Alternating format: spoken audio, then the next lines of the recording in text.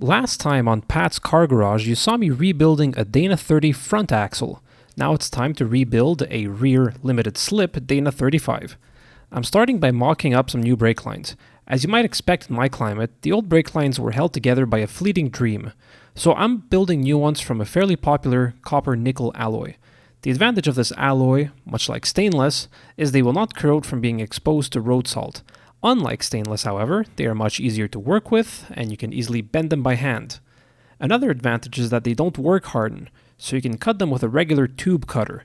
No need to saw them like stainless. If you are going to be building your own brake lines, trust me on the following advice. Buy the more expensive hydraulic flaring tool.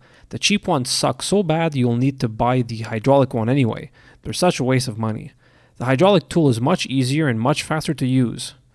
It also makes way better flares. The first time you use it, it'll pay for itself anyway. Now, I'm not going to fit the brake lines right away, I'm just mocking them up. This way I won't accidentally break them while I rebuild the axle. Once they're more or less the right size with the right bends, I'll seal them with a bit of tape and set them aside. Now I start tearing down the axle. Open up the diff cover, drain it out, and wash it out. Limited slip gear oil gets quite nasty on account of all the clutch material that wears out. Getting the axles out is super easy if you've never done it before. Remove the crosspin bolt, push the crosspin out of the carrier, push the axle shaft inwards, remove the C-clip, and finally remove the axle shaft. As much as I'd love to have a working parking brake, unfortunately the backing plates are so rusty that there's nothing left to mount new parking brake hardware to. I will have to find some new backing plates and fix this in the future. For now, I'm just going to grind away the backing plate. This might seem pretty sketchy to some of you, but I promise you, in Canada, nobody has a working parking brake.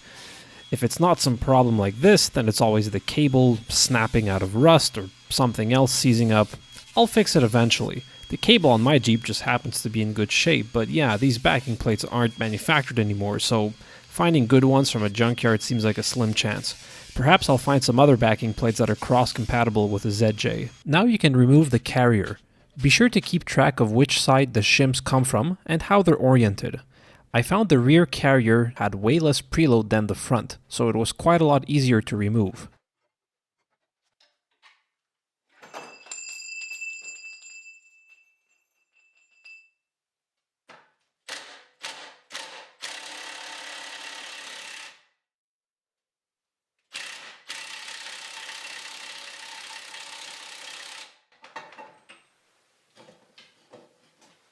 Christ.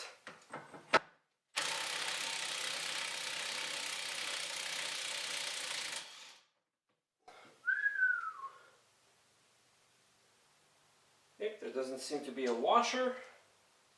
Put the pinion nut back on just a few threads so when you pound out the pinion, it doesn't fall out and risk damaging the teeth on the gear.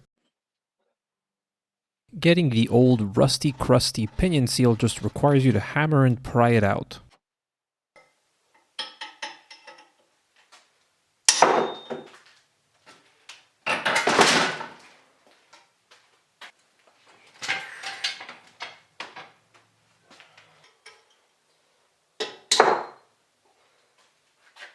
Clean the pinion seal surface with a wire brush so the new seal goes in easier. Tap the new bearing races in.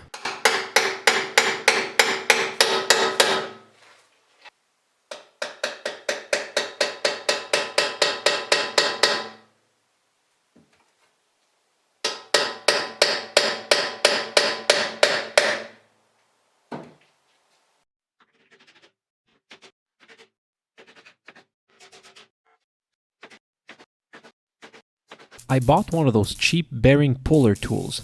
It didn't work for removing the pinion bearing because the extensions caused the pillar to get all crooked, so I removed the bearing by snipping the cage off and grinding the inner race until I could tap the inner race out. To be fair to the tool, it worked fine on the carrier bearings. So if you're looking to save some time, I think it's worth getting this tool, especially for regearing your axle. Then you don't need to worry about the old pinion bearings anyway. There is a much easier way to rebuild limited slip differentials. I see a lot of people banging on their side gears with brass punches to walk the spider gears out of the carrier. You don't need to do that. This method will work on any differential where the clutch pack spring is located behind the side gears. This will work on the Dana trac-loc and Ford posi traction axles.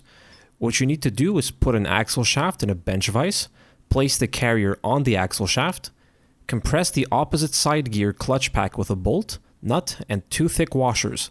The washers that hold a grinding disc to an angle grinder fit perfectly for this. Then simply rotate the carrier by hand and the spider gears will walk right out. Yes. Oh yeah. Yes! Oh my god, that worked! X, right here, X. Be sure to mark one side of the carrier as well as the corresponding spider gear and thrust washer. You want to put them back into the same side they came from. Afterwards, all you have to do is loosen the bolt and you can remove both side gears. Now, use limited slip additive as you are stacking your new clutches to lubricate them for the first time you start driving on your rebuilt differential. Do the exact same thing for the clutches on the other side gear.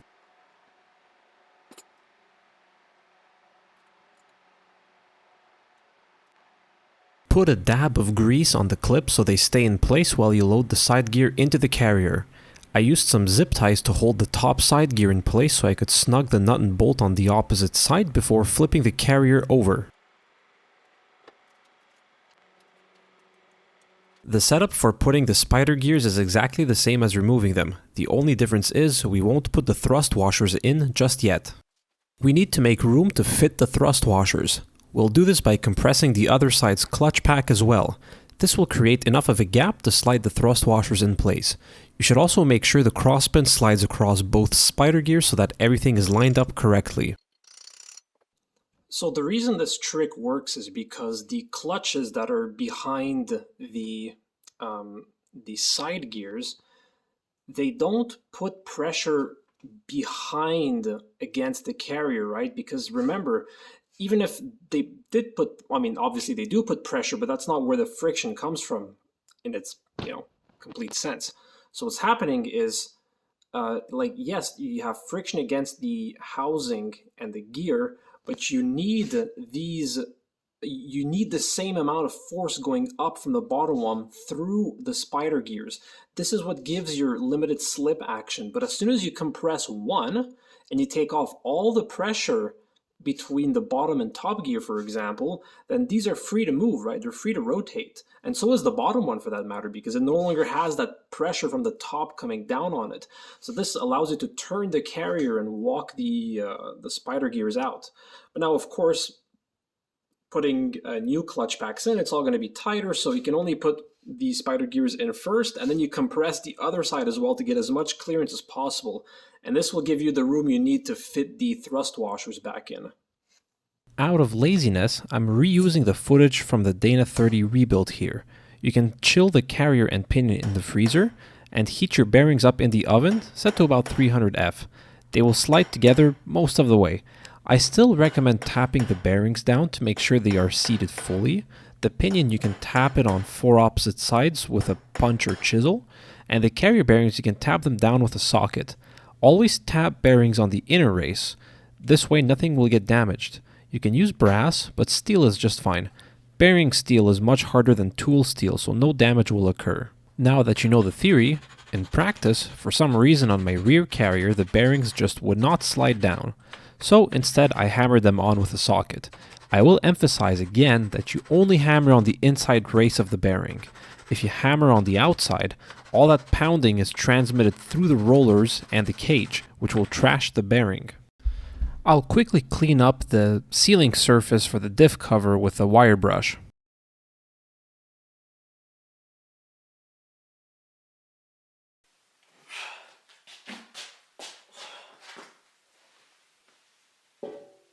Once again, we find ourselves doing pinion preload yoga. I've cut a lot of the footage down because it is quite repetitive, but here's what worked and what didn't.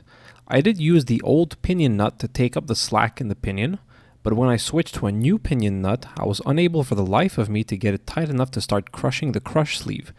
So I simply reused the old pinion nut instead. A lot of people will say not to do that since you are running the risk of the nut backing off, but given the amount of torque needed to get it on, I doubt that will ever be an issue. I'm not a particularly heavy man, but I had a long extension on my breaker bar and I was bouncing on the end to tighten it. Once you start feeling resistance when turning the pinion, you need to start checking the force with a torque wrench. The official specification is between 20 and 40 inch-pounds. Most people aim for the lower end of that range. 25 inch-pounds? I can live with that. Yeah. Oh, 24, 25. When putting the carrier back in, make sure to put the shims back in the same side and orientation you found them in. Interestingly, at least in my case, the carrier only had 2 thick shims, one on either side. The tapered side of the shim faces towards the wheels. I used a dead blow hammer to tap the carrier back in. It will take some amount of force. You're not supposed to be wailing on the hammer, but it will require a decent amount of persuasion. I also used a block of wood to align the shims with the bearings. They sometimes want to slip out of place. Once the carrier was in far enough, I used the butt end of a chisel to very gently tap the shims back into place. The block of wood doesn't fit that deep in there. So the housing has these little markings here and here. The caps have the same markings, so just put the caps with the same markings facing the same directions, and then you'll be good. It's now time to button up the inside of the differential. I'll put the torque specs in the description below for ease of reference. Put the axle shafts back in, put the C-clips back in, pull the axle shafts out so the C-clips rest against the side gear, and put the crosspin back in, as well as the crosspin retaining bolt. My crosspin didn't go in easily at first, but after a few taps with a hammer it slid through. I'm using a lube locker gasket, which I highly recommend. It's a reusable gasket that does not require any sort of RTV silicone to seal. Much cleaner and faster than RTV. The final thing I'll do with the axle on the table is install the new brake lines. I put all the soft lines in first and then I install those hard lines I shaped earlier. Now I can do the final bends to get everything lined up right. One thing I like to do is put a little bit of brake pad grease on the threads for the flare fittings. That should stop the threads from rusting and seizing up. Even though this particular alloy will not corrode, the fittings can still rust, and since rust expands, it can grab a hold of the hard line, and the next time you go to remove the fitting, it could still snap the line off. The grease will help keep any moisture out of there. It's important you use a silicone-based grease. In case any of it gets into the brake line, it won't cause any damage. Using a petroleum-based grease will damage seals inside the braking system. This was the hardest part to remove on the rear axle. It's not the first time I've seen this. Even in the junkyard, when I pulled this axle out, the track bar was just as seized as the one on my car. If you remember my rear suspension rebuild video, I didn't touch the track bar, and this is one of the reasons why. It was seized on both sides, the axle side and then the frame side too, and it was just a nightmare to remove. So what I did was I ground off the head on one side. Then I went in with either an angle grinder while it worked or a Sawzall from the inside, and then I was able to pry it out from the mount here. But yeah, I mean, that's basically done, so removing the axle is not that bad. Otherwise, I mean, since I did my rear suspension, all the bolts and stuff were all new, so it was really easy to remove them. The only thing to really consider is the e-brake cable is a little bit annoying to remove, but it's not hard. And of course the brake line, which is... can't quite make it out here. It's too dark, but just snip the brake line in the rubber section and stick in a just a nail. Just jam a nail in there to stop the fluid from coming out. This will give you time to put the new axle in. But yeah, speaking of which, time to get to it.